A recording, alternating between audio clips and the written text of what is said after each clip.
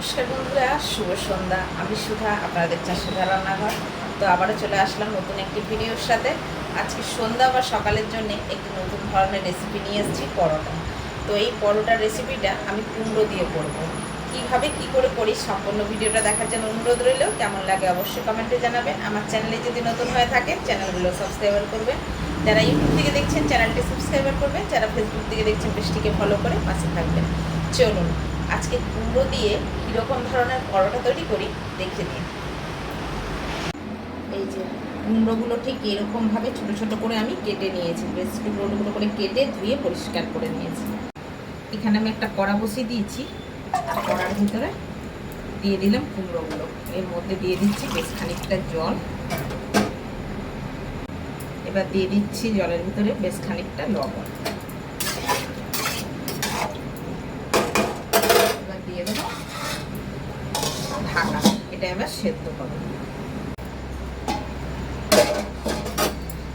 কুমড়োটা কিন্তু সেদ্ধ হয়ে গেছে। এবার এটা জলটা ছড়িয়ে ঠান্ডা করে নেব। কড়া বসিয়ে দিয়েছি, গরম হয়ে গেছে। এবার এর মধ্যে তেল দিয়ে দিচ্ছি। তেলটা মোটামুটি গরম হয়ে গেছে। এর মধ্যে দিয়ে দিচ্ছি একটুখানি পাঁচফোড়ন,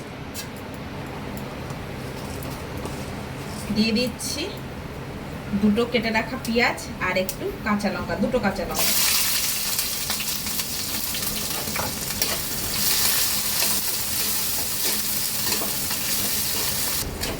পেঁয়াজটা আমার হালকা ভাজা হয়ে গেছে।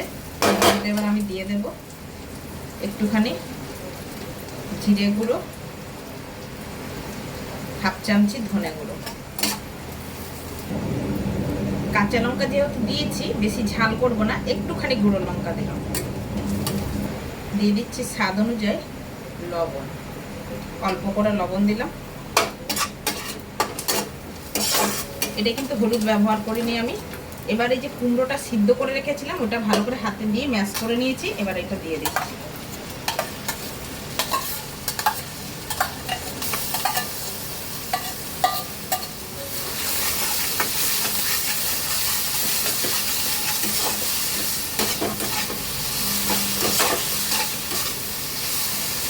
দিয়ে দিচ্ছি এর মধ্যে ছোট চামচে 2 চামচ চিনি। কুমড়োটা এমনি মিষ্টি আছে, আর একটু চিনি ব্যবহার করলাম। এটা ভালো করে শুকনো করে আমি করে নেব। আমার এটা কিন্তু হয়ে গেছে। আমি এবার এই প্লেটটার মধ্যে তুলে নেব, তুলে এটা ঠান্ডা করতে দেব। এরকম করে ছড়িয়ে ছড়িয়ে ঠান্ডা করতে দিয়ে দেব। ঠান্ডা করতে দিয়ে দিচ্ছি। এখানে কিছুটা আটা আমি নুন দিয়ে মেখে নিয়েছি, শুধু লবণ দিয়ে এটা মাখা আছে, আর কিছু করা নেই। একটু ভালো করে নরম করে শুধু আটাটা মেখে নিতে হবে। এটা কিন্তু শুধু আটাই আছে, আর কিছু নেই।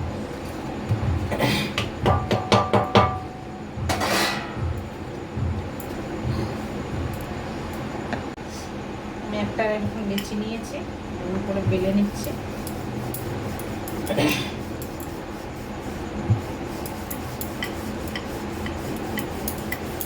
রুটির মতন আগে বেলে নেব।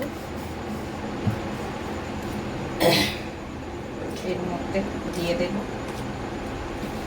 দিয়ে এরকম করে একটু বিছিয়ে দেব।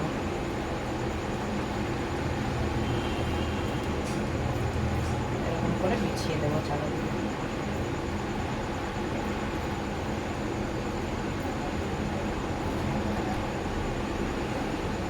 দিয়ে এইরকম ভাবে ফোল্ড করব।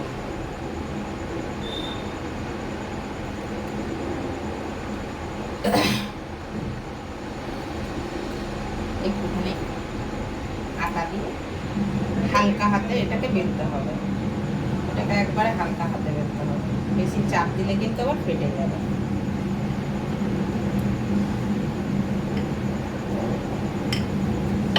এই যে হয়ে গেল একটা পরোটা। আবারও একটা রুটি বেলে নিয়েছি। যেরকম করে পারবেন দেবেন। আমি এরকম করে ছড়িয়ে দিচ্ছি যাতে গোটা রুটিটা লাগে। এরকম করে করে যে খেতেও ভালো লাগবে গোটা রুটিটাই যদি থাকে।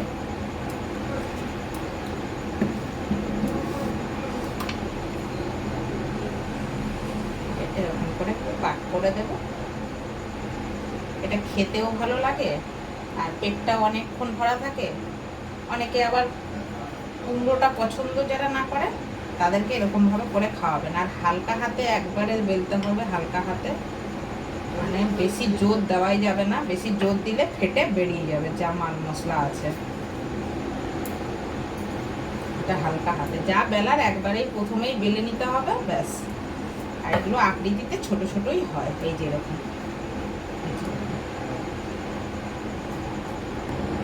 লাস্ট একটা ছিল পরোটা, এটাও বেলে নিয়েছি, হয়ে গেছে। চলো ভাজবো। তাওয়া বসিয়ে দিচ্ছি, তাওয়াটাও আমার অলমোস্ট গরম হয়ে গেছে বন্ধুরা। এবার আমি একটা একটা করে পরোটা ভাজবো। এই দিয়ে দিলাম। পরোটাগুলো কত ছোট ছোট, তো এটা দুটো তো ভাজা হয়ে যাবে, কোনো অসুবিধা নেই। আমি যদি দুটো চাই দুটোও ভাজা হবে। এই যেহেতু ছোট, দুটো করে আমি ভেজে নেবো। তাওয়াটাও আমার বড় আছে, এরকম করে সেঁকে নিতে হবে উল্টে পাল্টে। যেহেতু রুটিগুলো একটু মোটা, তার জন্য অনেকক্ষণ ধরে ভালো করে কিন্তু টিপে টিপে একটু সেঁকে নিতে হবে। সবার লাস্টে সেঁকা হয়ে গেলে এটা কিন্তু তেল বা ঘি যা দিয়ে করবেন আপনারা সেটা ব্যবহার করতে হবে। আগে রুটিটা ভালো করে সেঁকে নিতে হবে, না সেঁকলে কিন্তু হবে না। বাকিগুলো কিন্তু আমি টিপে টিপে সব ভেজে নিয়েছি। এবার দিয়ে দেব তেল, ভালো করে ভেজে নেব। গ্যাসটা কমিয়ে দিলাম। এই পরোটার সাথে একটা চাটনি হয়, দুর্দান্ত চাটনিটা লাগে খেতে। সেই চাটনির রেসিপিটাও আপনাদের সাথে আজকে আমি শেয়ার করব। ওই চাটনিটা সবের সাথেই আপনারা খেতে পারবেন। পরোটাগুলো কিন্তু আমার হয়ে গেছে, আমি ক্যাসারোলে তুলে নিচ্ছি। কতটা সুন্দর হয়েছে, বাচ্চাদের টিফিনের জন্য কিন্তু পারফেক্ট একটা রেসিপি।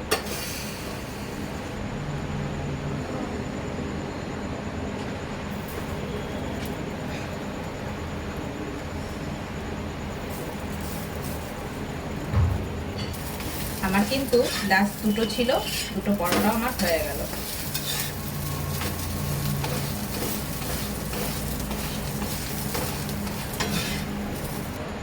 আমি একটা এখানে মিক্সি বোল নিয়ে নিয়েছি, এর মধ্যে কটা বাদাম দিয়ে দিচ্ছি, চীনা বাদাম দিয়ে দিচ্ছি, একটুখানি ধনে পাতা দিয়ে দিচ্ছি, 3টে কাঁচা লঙ্কা, স্বাদ অনুযায়ী লবণ দিয়ে দিলাম, দিয়ে এবার এটা বেটে নিয়ে ফিরে আসছি। রেসিপিটা তো দেখলেন, এবার লুকটা দেখুন বন্ধুরা। এই যে চাটনিটা করে নিয়ে চলে এসেছি, ধনেপাতার সাথে পরিবেশন করছি।